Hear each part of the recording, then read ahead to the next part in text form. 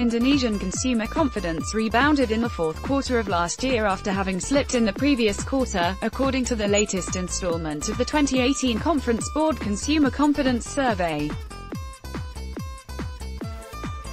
The fourth quarter survey, conducted by Nielsen for the Conference Board, shows that Indonesia scored a consistent 127 points throughout last year, except in the third quarter when its score slipped to 126 points.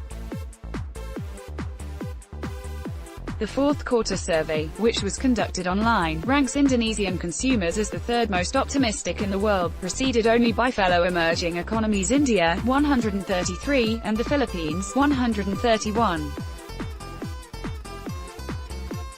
In general, consumers in emerging economies tend to be more confident than those of developed economies, according to Nielsen.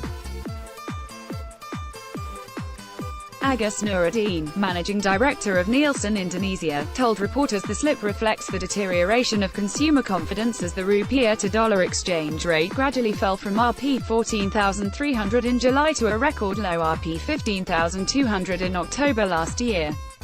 Consumer confidence then recovered, thanks to the rupiah appreciation and year-end holidays, which greatly stimulated household spending.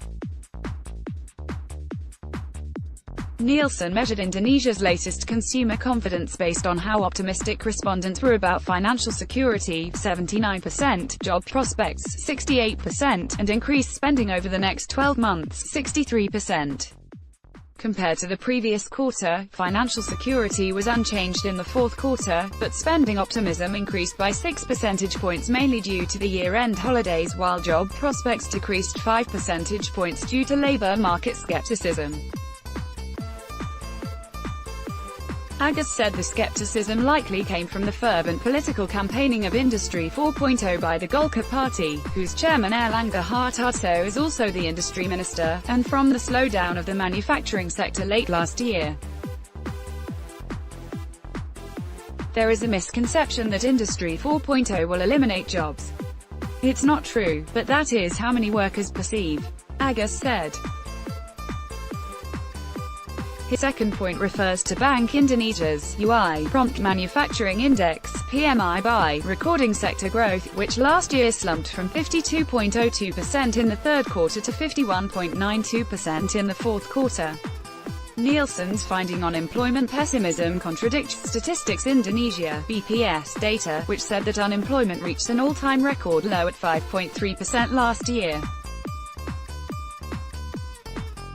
Agus said the discrepancy between BPS and Nielsen's data was because the former did not indicate the quality of existing jobs and many respondents were likely disgruntled but employed workers. If a man lost his office or factory job to become an online ojek motorcycle taxi driver, I don't think he will be happier even though he's considered employed, he said. Bank Indonesia's December 2018 Consumer Expectation Survey, which was released recently, supports most of Nielsen's major findings. The BI survey shows that consumer confidence last year slipped from 125.2 points to 122.9 points quarter to quarter, QTQ, before rebounding to 123 by year-end largely due to aggressive year-end sales promotions.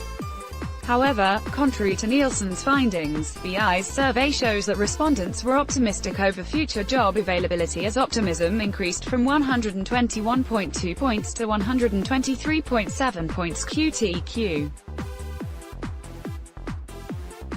In more granular terms, the two strongest indicators in 2018 were conditions for buying durable goods and future income expectations, says the survey. The survey also notes that consumers forecast strong inflation in the January to March period this year due to speculation over fuel price hikes and in the May to June period due to the fasting month and Idul Fitri holidays.